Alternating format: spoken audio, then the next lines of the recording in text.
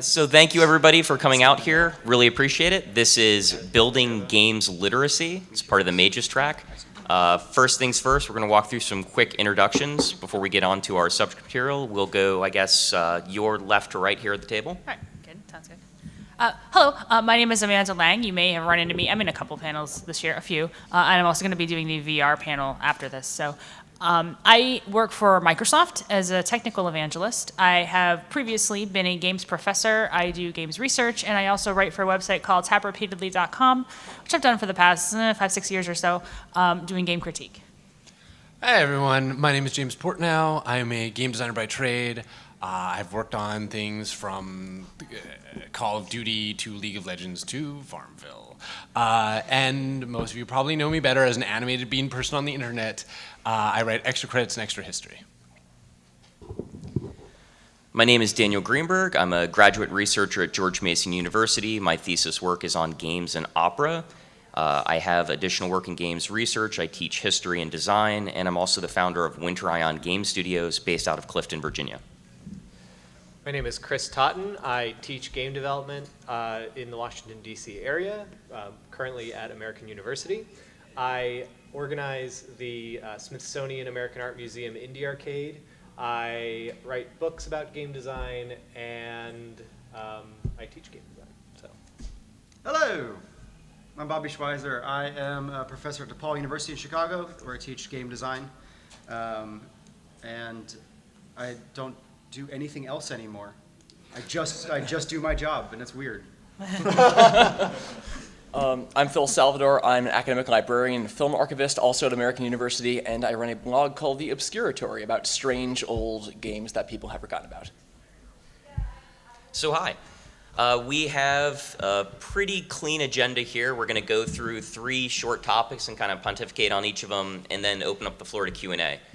So the first one we have is, what is games literacy anyway? Just kind of going through a definition, because the term can feel a bit amorphous. You can get kind of different definitions in your head about what it may be. And I'm sure we all have different opinions on it. So let's switch and we'll go left to right this time, or right to left this time. Thoughts on what game literacy is?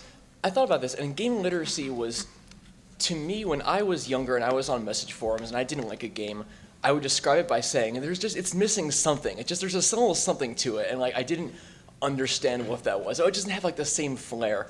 And I've realized that there are skills you can develop to be able to articulate what the certain qualities are about games, how to process them critically better, and how to enjoy them better, how to understand what the highlights you enjoy and the down points are. And to me, that's what game literacy has been, is developing the language to be able to articulate and understand games on a more critical level that's more productive and also helps you better enjoy and understand the games you're experiencing. Yeah, the word you use, articulate, is really good, because you can articulate them in a bunch of different ways, right? Like if you are someone who is a designer, then you can articulate design choices that you want to make when you make games. But having a games literacy where you want to be critical of it is a different type of language, and all these things sort of cross over. And even being a player, being able to articulate why you like something, or being able to explain what is missing, all that articulates really good.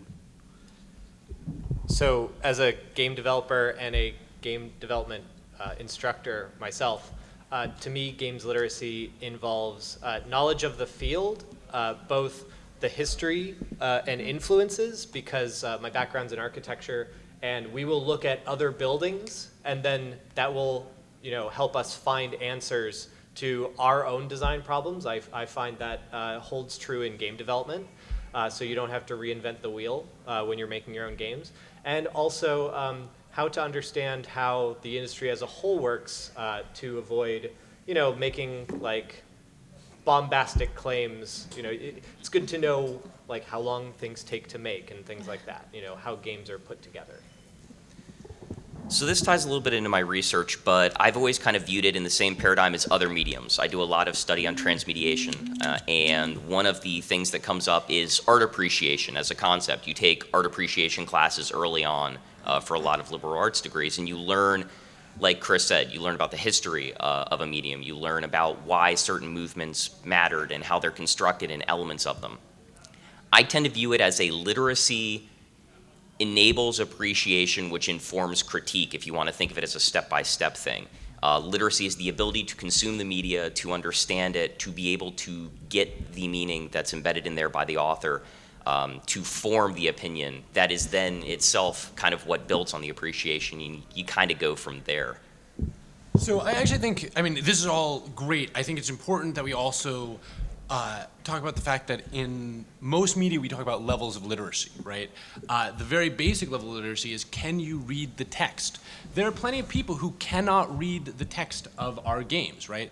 If you've ever tried to introduce a parent to a game and they pick up the controller and they feel motion sick and they throw the thing because it has 17 buttons and they have no idea what to do, that's the basic level of game literacy. And we have lots of people who, in the same way that a person who is reading illiterate cannot pick up a book and just read the text, we have that problem.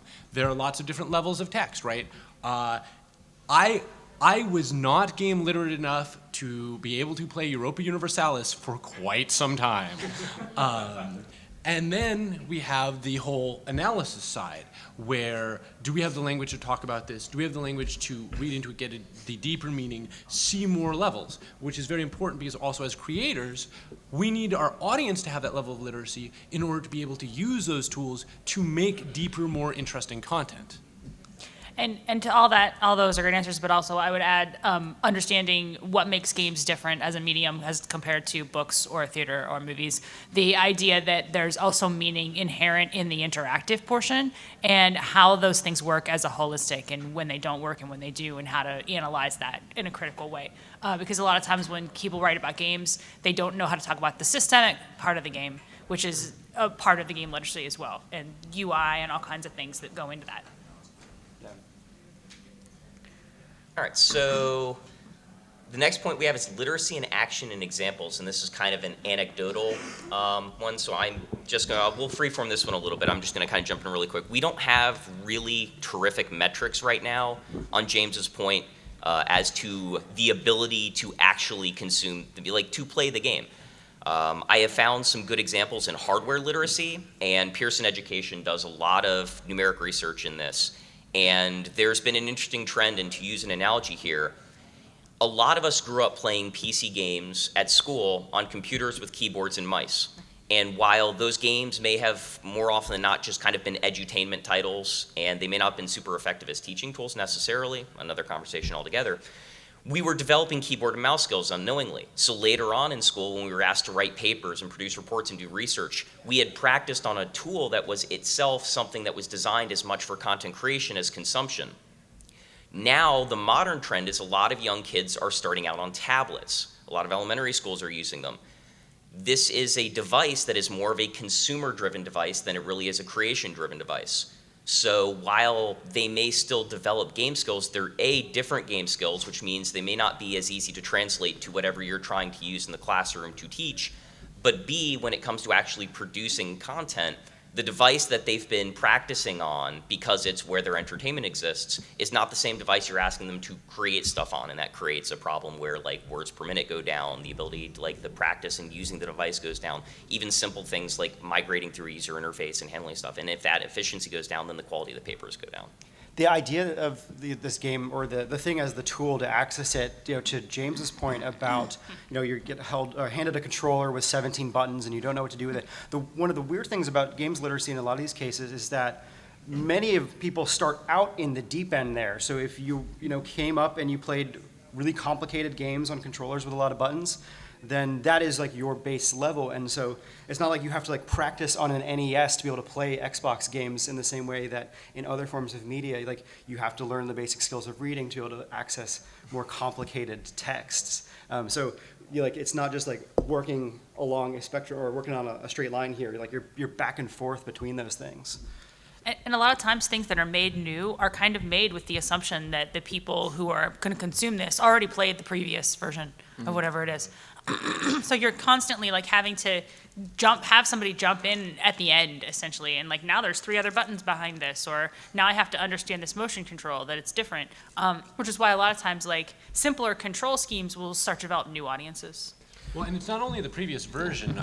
For a lot of this, your point is really good. If you saw a character in a game with a red bar over its head, what is it? Right. Right, it's a health bar. We know that because why? We've seen it 1,000 times.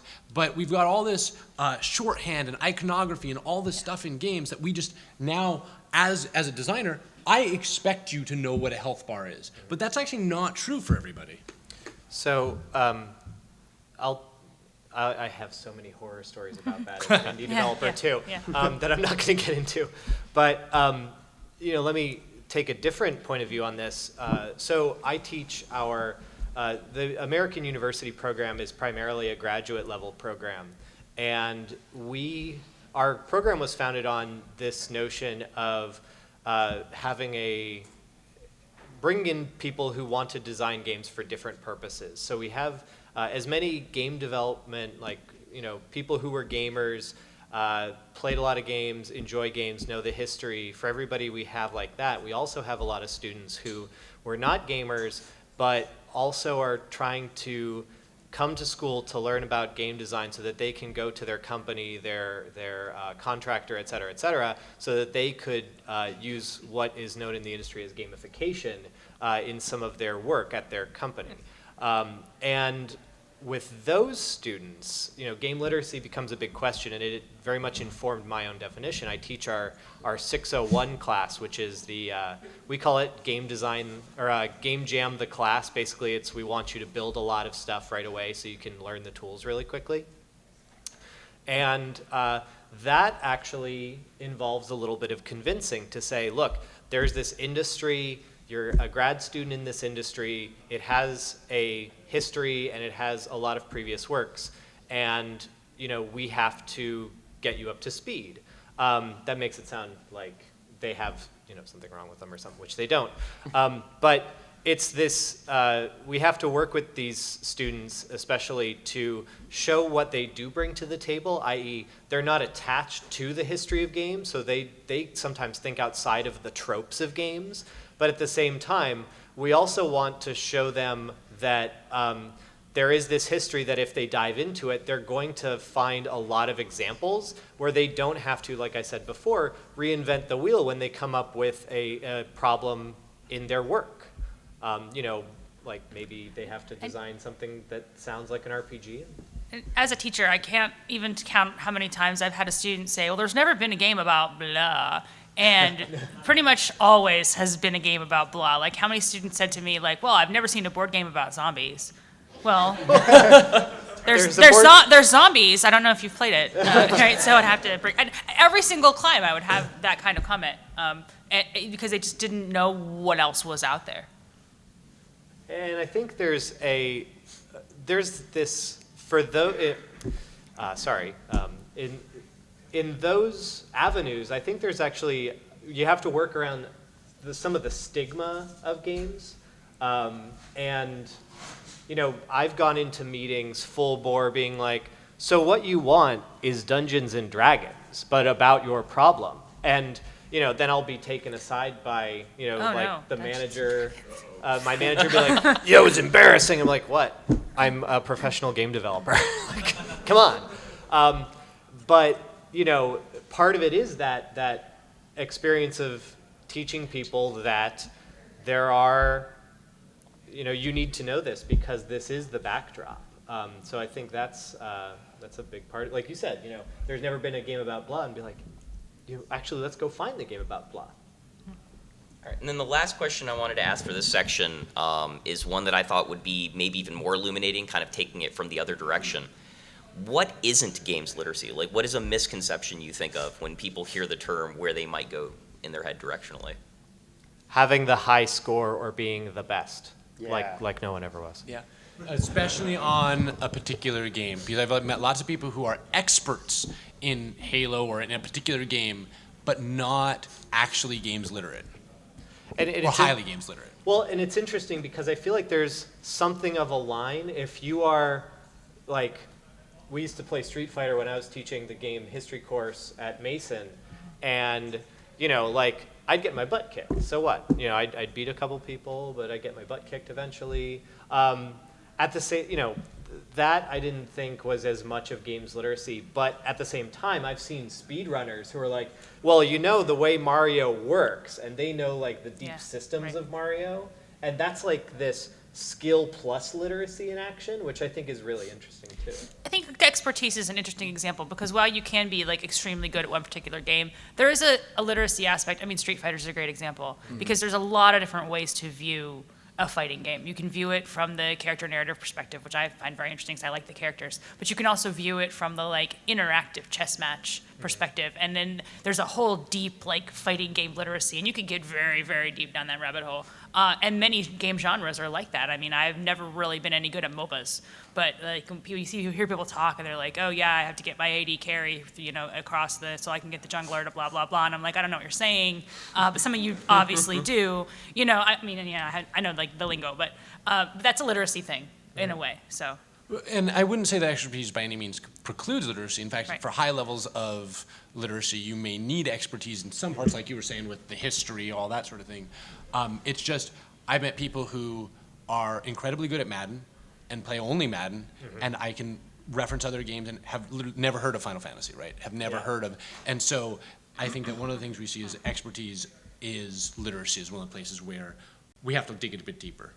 Well, and the students that I referred to before who do not have the gaming background, I mean, the first day of classes every semester, I feel like I have the sit-down office hour meeting several times a day of, I'm not really a gamer.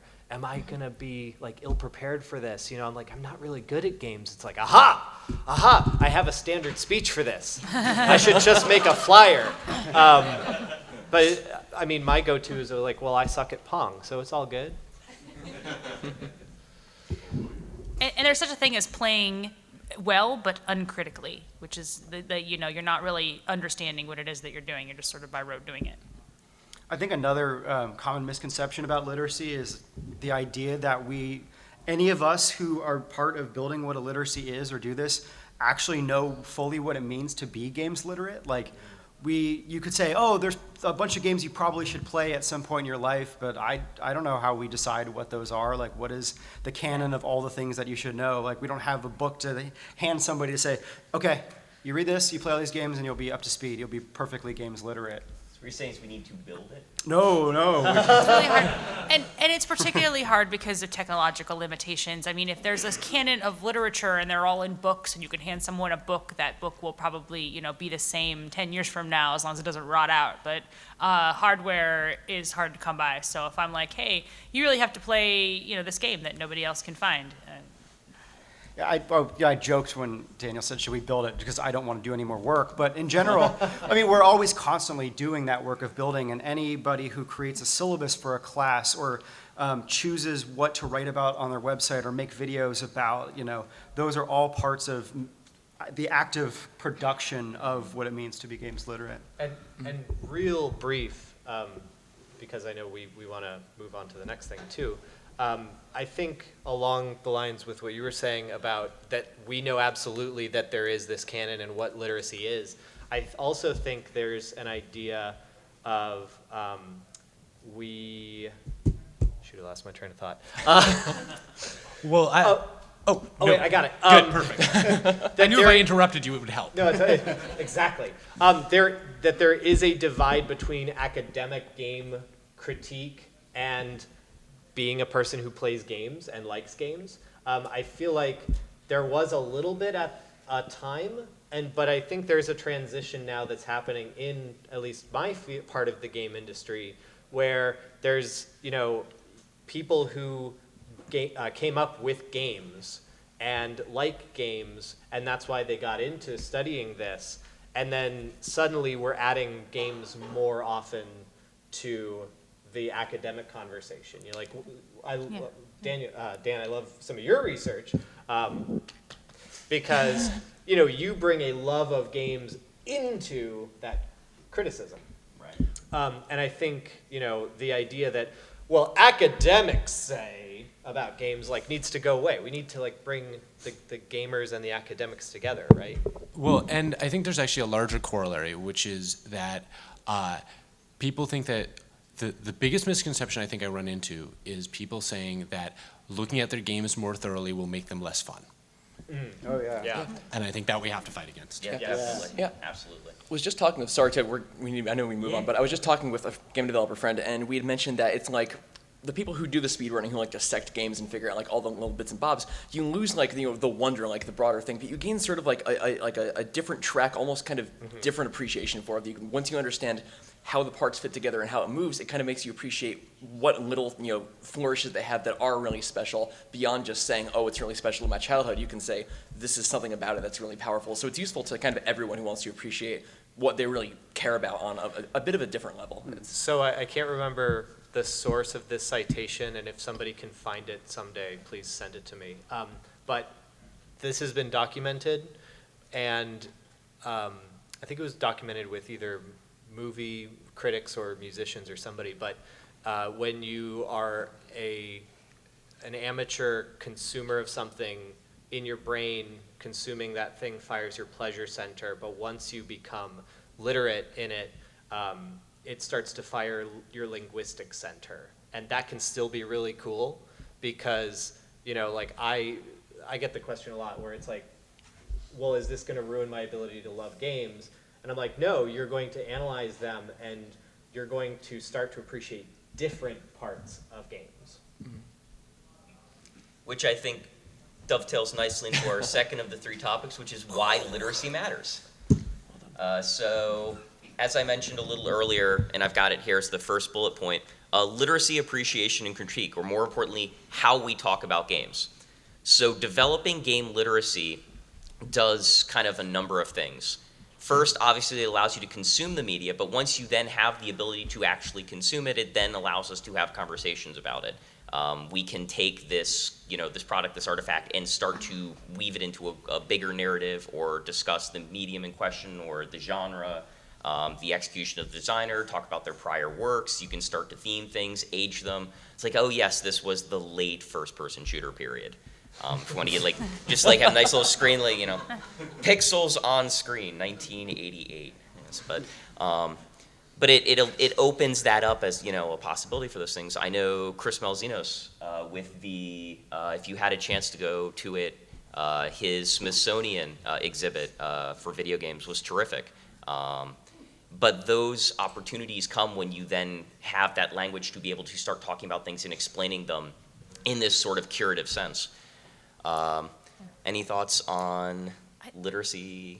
This is a big one for me because I'm sort of tired with reading the same articles over and over again about video games. Are games art? Can games ever be art? Et cetera. I mean, sometimes those discussions are valuable, but at the same time, I see a lot of articles in mainstream publications, stuff like NPR, where they kind of assume no games literacy of the audience before they dive into explaining why the game is interesting or whatever. And those articles can be interesting. They're not for me, but boy, I would love to read some writing in a mainstream publication that was like, yeah, I assume game literacy of you. Let's talk about this on a deeper level, on a bigger level. Like, what is this game really about? What's it saying? Well, and I mean, game literacy is important on a creator level for the exact same reason. As a creator, some of you guys have heard me give this example before, but you go back 100 years and you look at film and people didn't know what a cut was, right? People didn't instinctively, as an audience, understand that a cut was a movement in time or place. And so they had to be very careful about how they used this. And then you get all these critics and stuff, and film literacy develops, and now we don't even think about it. We use it in advertisements, all these things all the time. And so the creators actually have more tools, the more literate they can count their audience as being. And so we'll make better games if we have a bit higher level of general audience literacy. What I think is interesting too is what you said about mainstream versus, out there. And mainstream is a weird thing to say because I think video games are kind of mainstream. I mean, a lot of people play video games, right? But there's a mainstream press, and then there's the other people. The enthusiast press. Yeah, because I mean, when you're talking about like NPR, right? I hear all the time, man, I wish NPR had a game show. I wish NPR had a game, not like a game show. Not like, wait, don't tell me. Which is a wonderful show. Yeah. We should do that. Yeah, so, huh? Car talk. Yeah, exactly. Car talk for games. But, I keep thinking of this podcast that I really enjoy called Checkpoints, which is if NPR were to make a video game or gaming related podcast, right? It's of that sort of thoughtfulness. but that's enthusiast. Same thing with, oh, man, I wish there was good writing about games. Well, there is.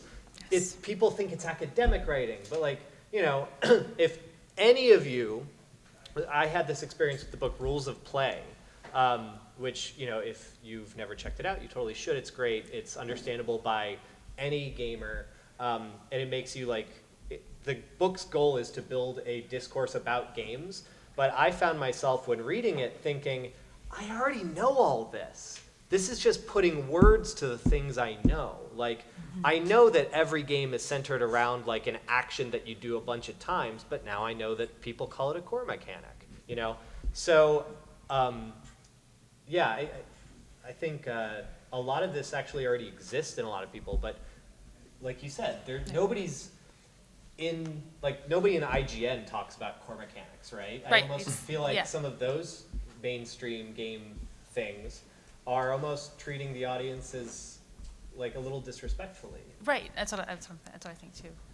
I want to build on Amanda and James, what you were saying about what having prior work means for anyone who's playing games. So when you say, you know, you see the same articles over and over, it's because a lot of people who are writing those articles, either they don't care or they're just not going and doing research or whatever it is. And, you know, when you end up in a position like being a faculty member or trying to create new and creative things, a lot of your time is going and spent looking at other stuff that people have made. So that's true of writing, what people have been writing about, but also, you know, knowing that there are board games about zombies allows you to make whatever board game about zombies you want to make different. And so from James's point, it's like, oh, the creator can say that the audience has particular literacy, so we can do things in the game and not have to worry about bringing them up to speed on it. You know, when I have a lot of students who have probably never, or they've never played a game that's in like before 1996 or something like that, like, or they may have encountered, like I had a student who had never played Super Mario Brothers, which seemed really, really weird to me. And then all of a sudden I thought like, oh, that's actually like a possible thing that could happen, that there's people are just like younger people just may have not encountered this artifact. And so by going and playing those things and building your literacy, then you can say, oh, this is my twist on it. This is the thing I'm going to do. I'm going to take this old mechanic and use it with gravity flipping, and then gravity flipping, and then gravity flipping over and over.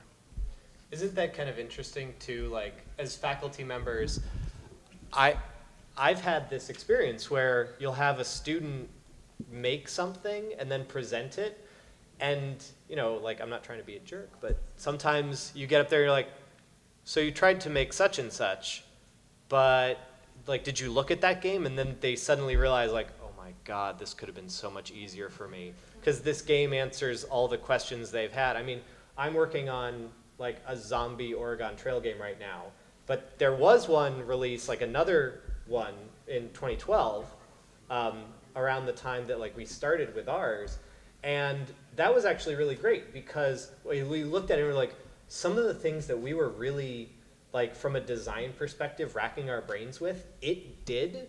And, you know, it gave us like, okay, well, maybe we don't want to do it that way because, you know, it came off as this or that, and that's not how we wanted our game to feel.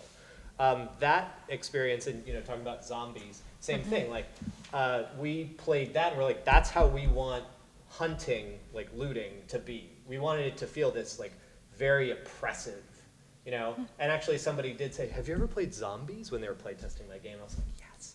Yeah. But, you know, that literacy of the field helps you make design decisions because you get an idea of what's called game feel. Like, how do I want my game to feel, you know, be like? All right, so I'm going to actually combine these next two because they tend to kind of work well together. Challenges of absence and real-world benefits, presumably, of having it. Phil, I'm going to wrap you in a little bit in this too. And Chris mentioned the online stuff. So when I started Winter On Game Studios, one of the main premises was explaining the why for games.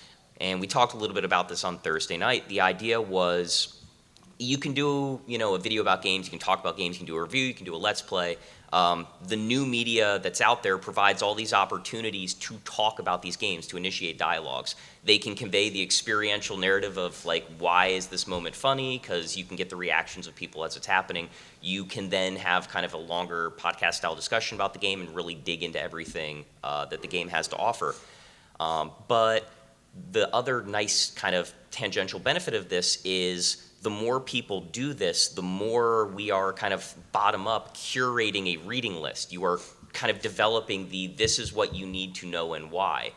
And no two people are going to have an opinion about that, but if you kind of take the cultural sphere as a whole and build it, you actually start to build something akin to what we really need, which is a reading list for gaming.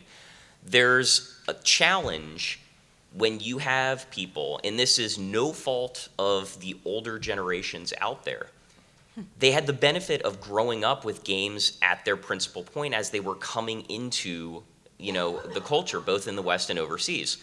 So it doesn't mean anything necessarily, like talking about Space Invaders and why it was so important, and then getting into Pac-Man and why that mattered, and then why the Crash of '83 mattered for some people but not as much for other people, and how it affected certain games. And as you migrate through this, you realize, for the people that are over a certain age, that's just part of their history. We are now hitting the point generationally where we now have generations of gamers coming up who have artifacts that are prior to their own personal experiences. Sure. So now the first major challenge in front of us is, we actually have to document this stuff and explain it and figure out what to talk about and why. We have the benefit of this in other mediums. We've done it in opera. We've done it in literature. We've done it in film. I mean, if you go to a film studies class, you're going to watch Metropolis at some point, right? Mm-hmm. Because we've had the practice and time and understanding that this is something you need to watch, and here's the reasons you need to watch it.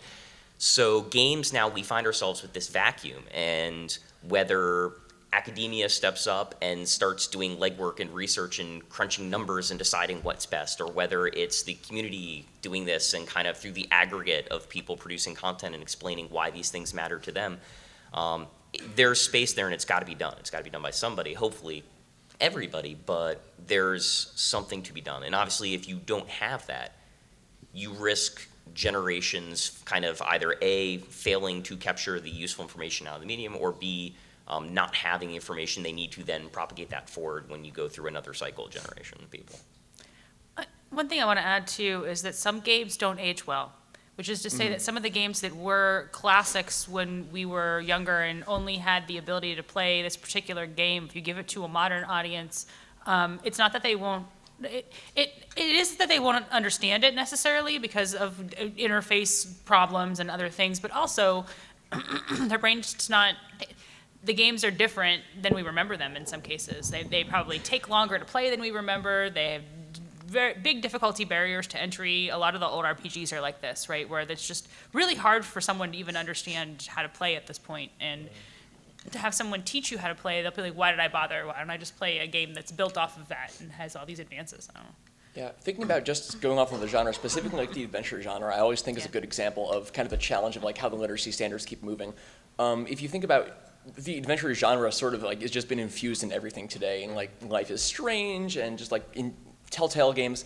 But like if you think about like where it started with interactive fiction and then slowly adding in graphical interfaces, and then like over like 5 years they started removing some of like, because originally you click like use door, eventually that just became like 3 verbs, and then it became just 1 button, and then it became first person like Myst, and that's like the adventure genre completely rewriting its rules like every year over the course of a decade. So even if now you understand some of the mechanics of some of it, you won't necessarily be able to go back and understand a game that came out in like 5 years before something that you do understand. So that's kind of one of the other unique challenges. I feel like film, like things like James was saying about like cuts developing, that is, obviously, the beginning of film. But film has been relatively steady for some time. There's obviously new techniques developing, but it's not completely rewriting its rules every couple of years as people try new things out.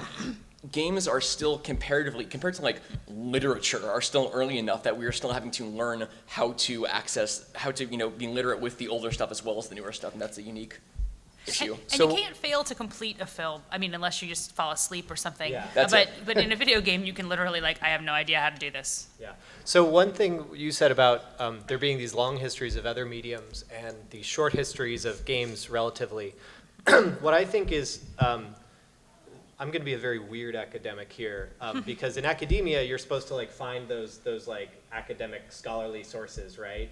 But what I love that's happening right now is there are ever more, like you said with YouTube, or I think there are books out there. Like if you go back to the previous slide with the little Wario picture, that's actually from a cover of a 700-page analysis about Wario Land 4 that a fan wrote. Like, he's getting his master's in education, so he has a lot of really good tidbits to say about like how levels teach you things.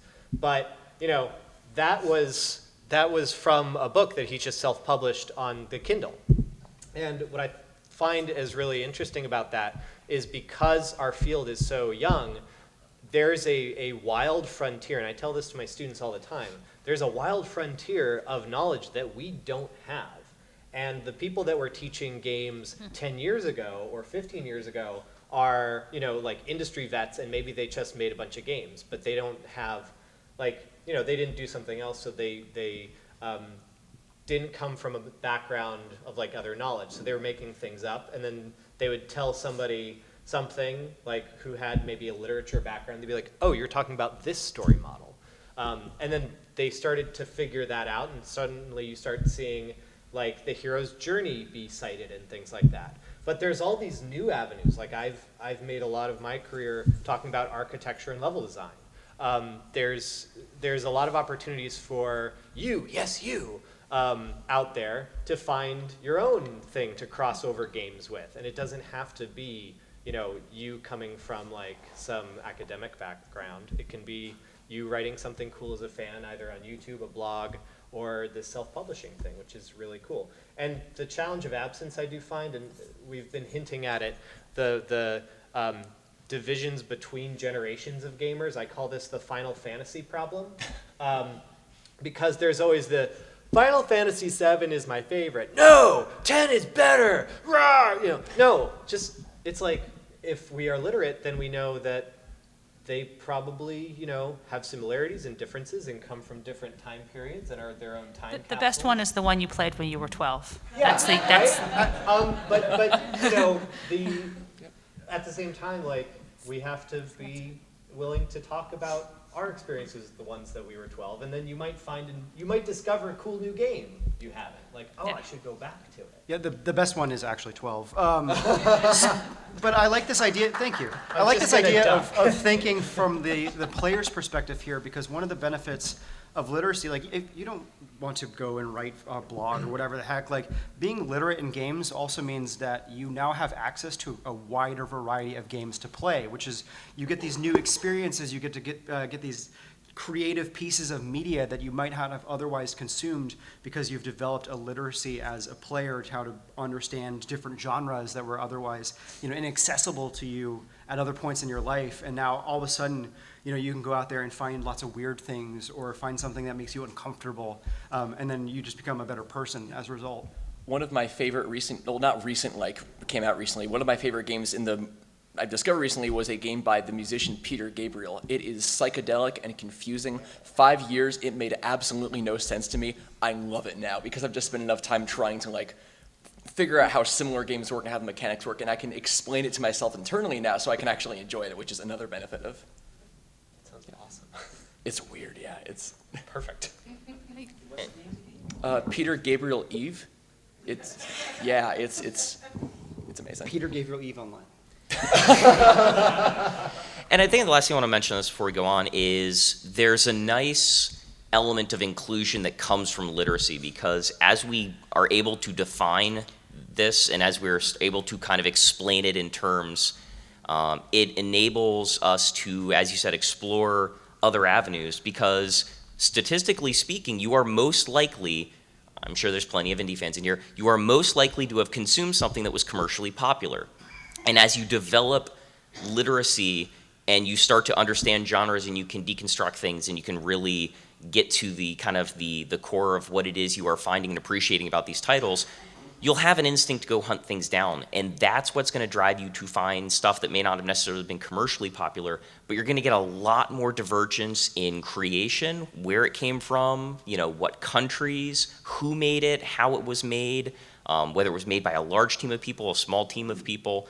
And there's a lot of personal growth opportunity that comes from experiencing games that come from places other than immediate and obvious sources. Which I think is great for both the industry as a whole to have those things understood by their players, but also the players themselves for having that enriching experience. What example of that? When I discovered that the ZX Spectrum, which is a for the ZX Spectrum. Well, they may not know that it's Z and Z. I always say Z for the American audiences. So there in the UK, there are communities where the NES was never that big, but the ZX Spectrum was huge. And when I discovered that was a thing and went and got an emulator for it and played a bunch of these games, it was actually really enjoyable because it was like discovering this alternate reality time capsule of some other kid's 80s nostalgia. So, pro tip, go hunt those down. All right. And the last topic we've got on point before we open up QA is steps for building game literacy. So we're going to challenge ourselves a little bit up here and try to come up with some ideas for what we think will help drive this process along. If you want to start us out. I've actually just been thinking about something else that I find an interesting challenge with games literacy, which is I've seen in games in a way that I haven't in film or literature, a personal investment, which is good. I think it in part comes from the interactivity. But we also have, when we were talking about fighting over which Final Fantasy is best, right?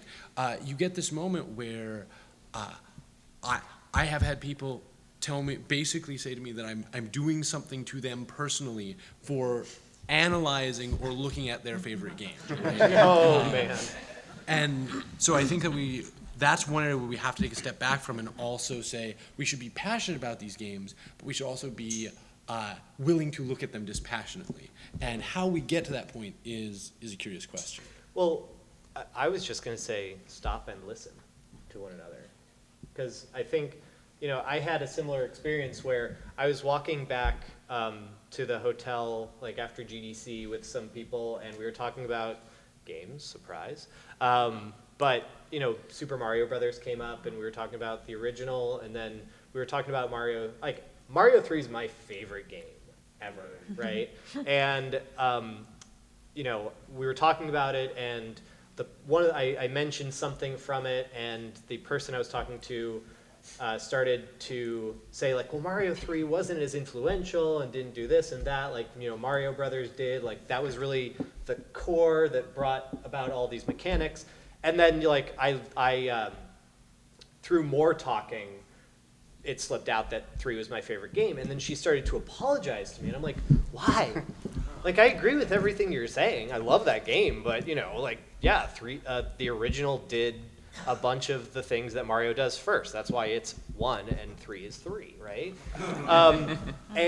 But you're right. There is this belief, I think, in games, in the game community, where people take it very personally. But I think we just need to, like you said, be willing to take that step back and let other ideas sink in. Again, the Final Fantasy idea. So if we could look at the slide in terms of availability, one thing that I do want to say is it's not exactly the same, but I think that Let's Plays are terrific. Yes.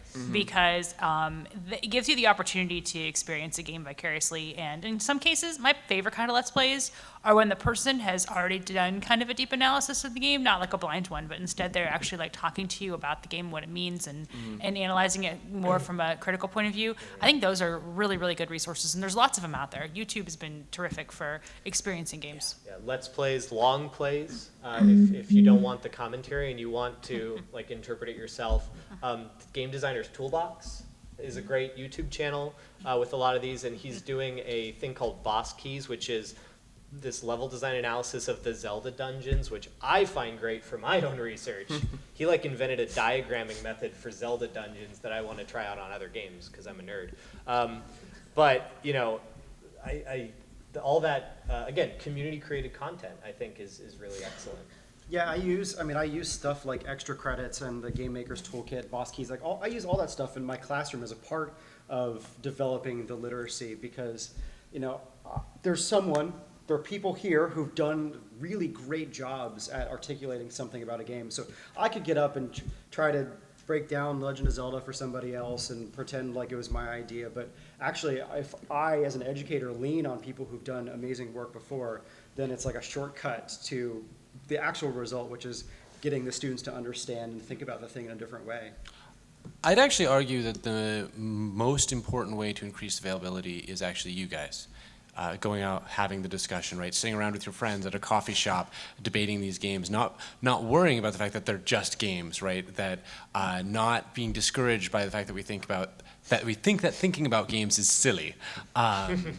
And because for anything that we do, as either as academics or as crafters of these things, that's what it's there for, right? It's to spur this discussion, and you guys each going out and talking to your friends and talking to your family about these things is going to have, even this moment and then all the conversations you spark out there, going to have a far greater impact. And so to really raise the level as a whole, I think having those discussions, you guys as a community, is what's going to do it.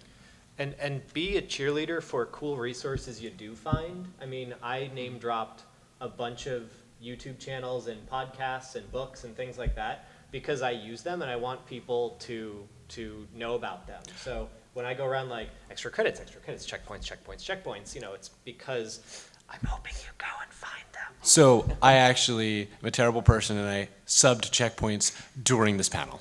Yeah. Yes! Yes! And one thing before we move on here, I always have in my head a little picture, like it's easy to get discouraged with the current state of how the medium gets interpreted. Mm-hmm. And I like to imagine, if you will picture ancient Greece and people both moving and talking on stage at the same time. And a couple people standing outside saying, moving and talking at the same time. This will never work, it's just for kids. It's meaningless, everyone knows that a proper dialogue is standing still and delivering it, gesturing, articulating, it's all completely unnecessary. There was pandering. a time when Shakespeare was lowest common denominator garbage for trash people, so. I watched the movie Sunset Boulevard over the holidays, and there is a few scenes in there. For those who don't know, it's about this Hollywood writer in the 1950s, and he ends up living with this silent film star, and then sketchy noir stuff happens. But the film star goes like, "You had to have your words," and I'm just like, "Wow, yeah, get off my." She's totally like, "Get off my lawn." People, talky pictures. But yeah, it's that sort of any media transition has that. Comics had it.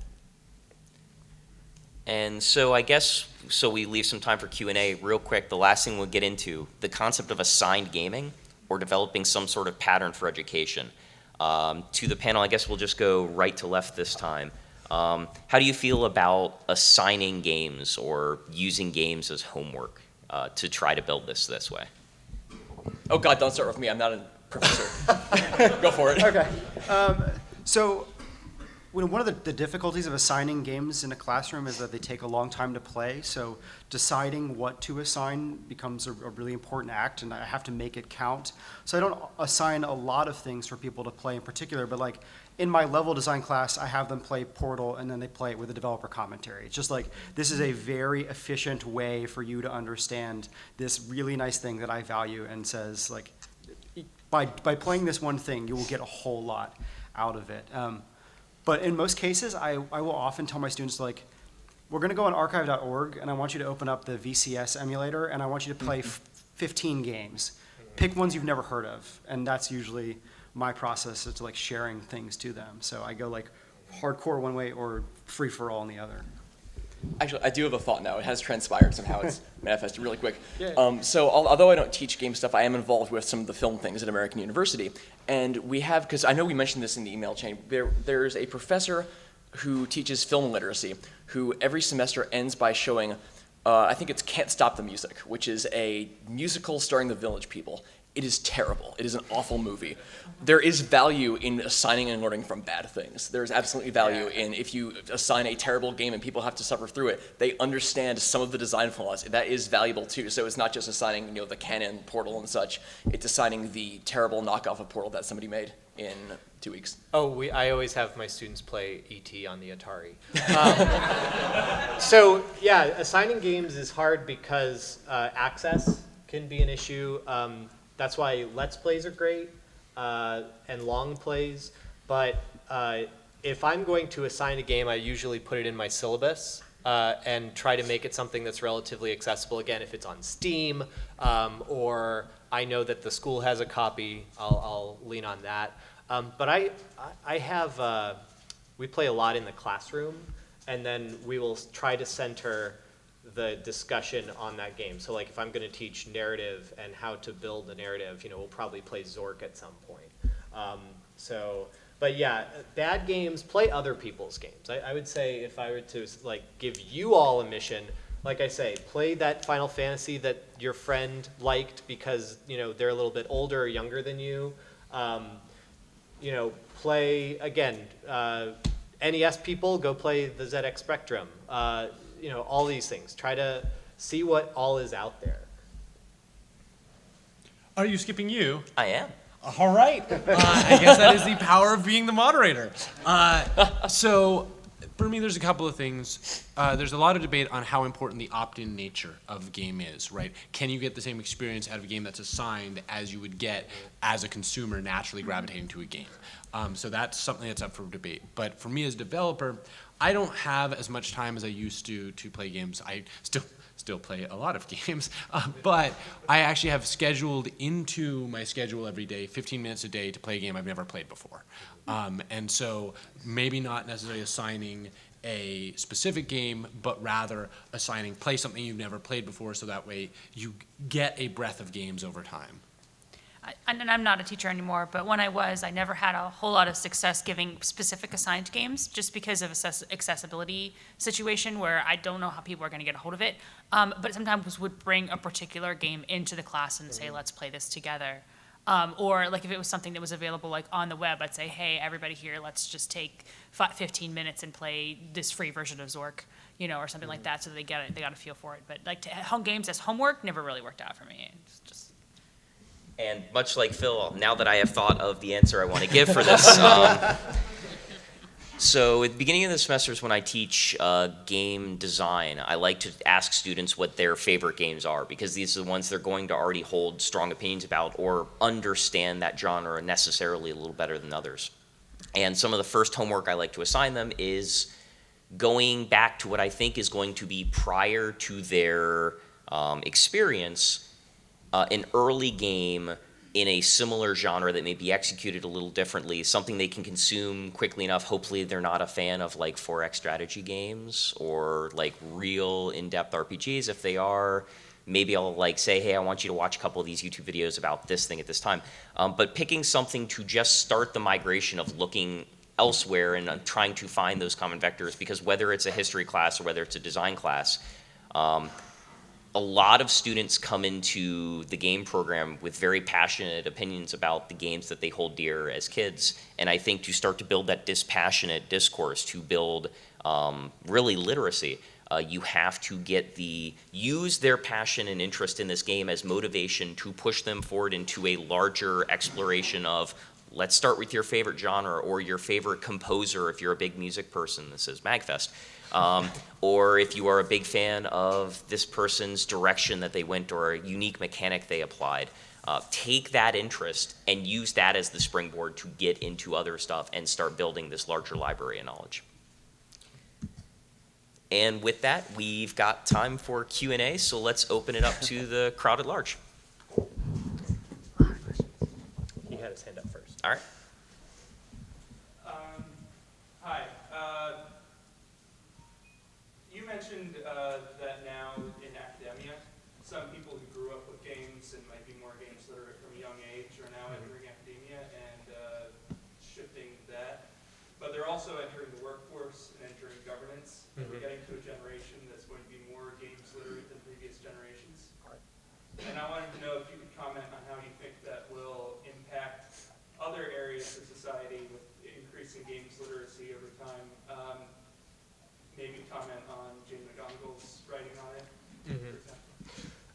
So this is, the question was,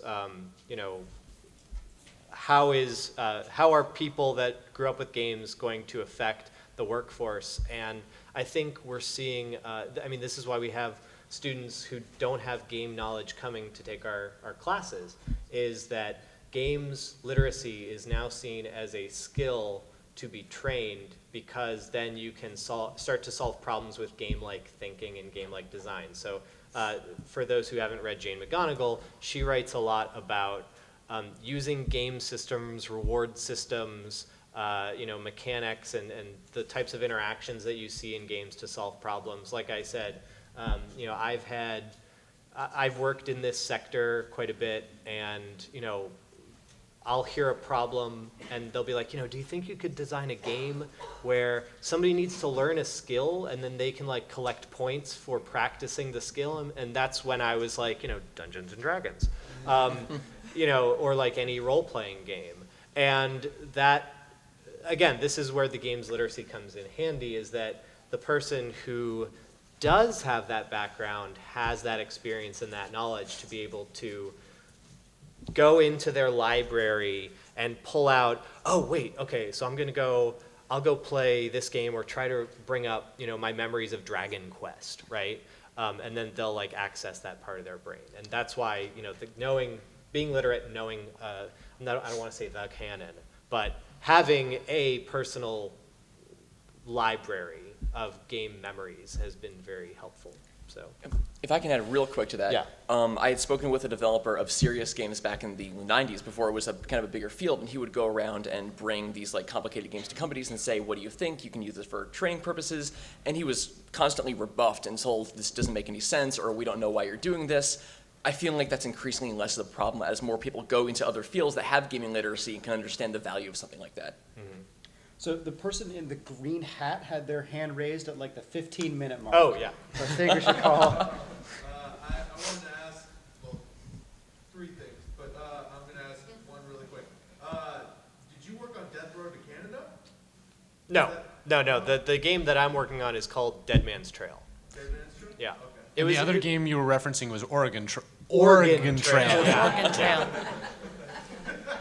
Oregon And Trail. then the second one was about the system in Europe that you spoke of. Yes. What was it called? ZX Spectrum, ZX Spectrum.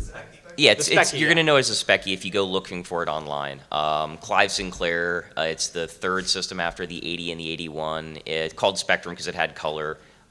It's a cool system to look into if for no other reason that it coincides with a lot of kind of almost absurdist game development. You're going to find a lot of bizarre, wonderful titles. Attack of the Mutant Camels is the first great name that comes to mind.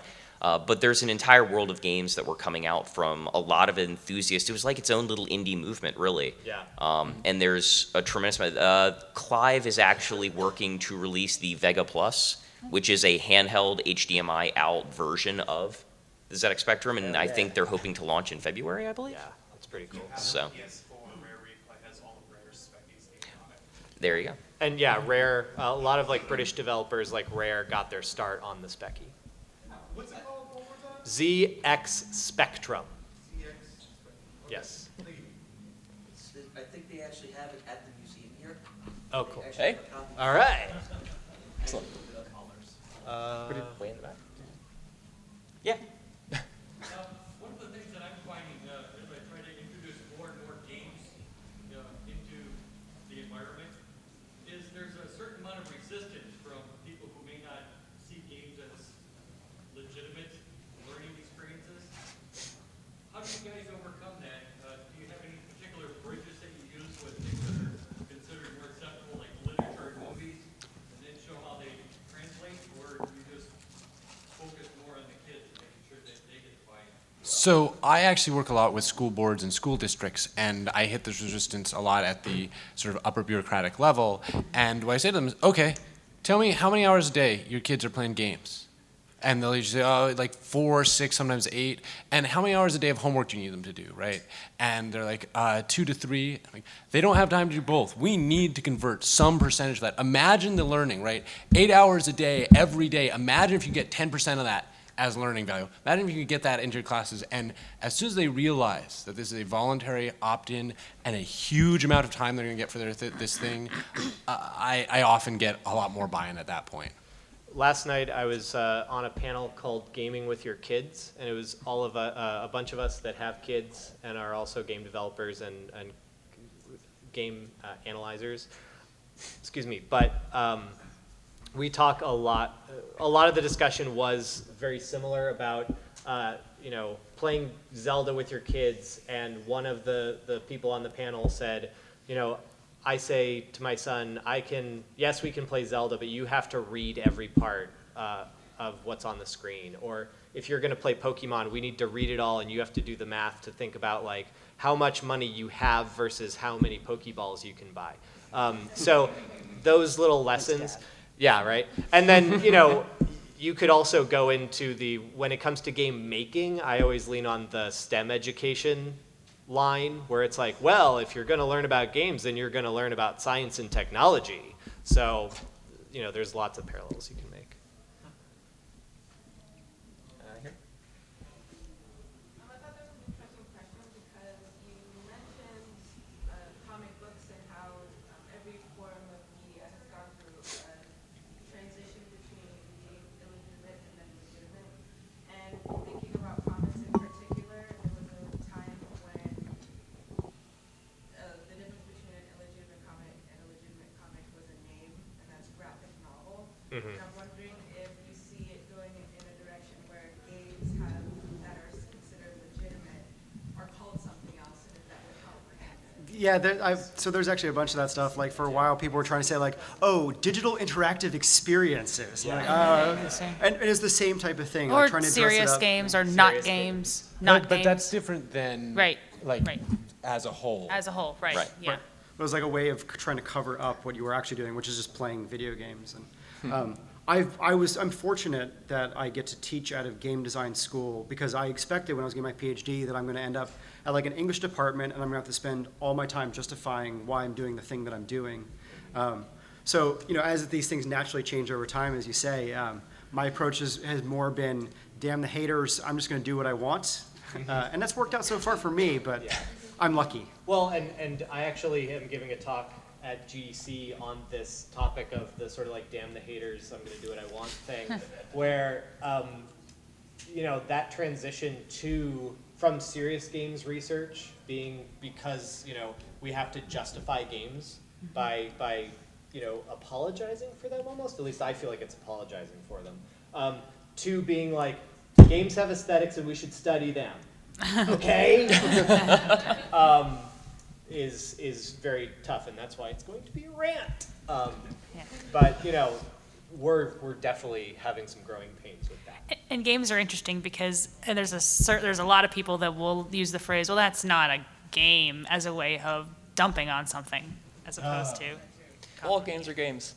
Yes, they're all No games. games They're are all games. games. No games Okay, are we're games. done. Yeah. So think about right now how a commercial review of a game is. Like you read it, and graphics are decent, controls are a little unresponsive, fun overall, 8 out of 10, right? It's kind of a consumerist review. I think one of the benefits we talked about with game literacy going forward is as the ability to describe these things becomes better, you're going to see as many reviews like that as you are going to see sort of almost like Atlantic style reviews where it starts with an interesting anecdote and goes into a slight description of the person who created the game, and then we wander into this was the vision and this is why the game was executed in a certain way.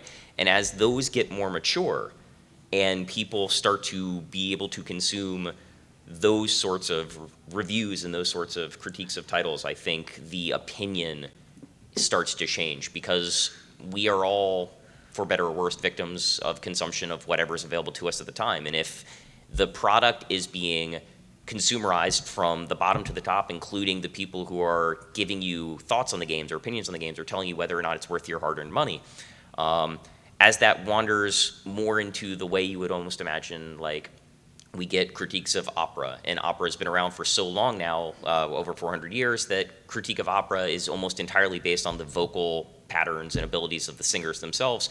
It's completely eschews really discussion of, oh, this is what the story was about. So the way we review stuff does change over time. It's mutable and it's subject to kind of the community writ large. I think once you start to see those kind of, not necessarily erudite because they need to be described in a way that everyone can enjoy, but when you see those more in-depth reviews become more common and the commercial ones a little less so, I think that's when we've probably hit a turning point. How much time do we have left for? We're actually -5. We're over. So your homework for today is to go into the computer museum or downstairs and play a game you've never seen before. Yeah, you email me. What's your Yes. homework? Yeah. I'll send out my grading rubric. We'll set up a blackboard. And if you want to continue the conversation, come find us. And thank you all so much for coming out here. We really appreciate it. Thanks.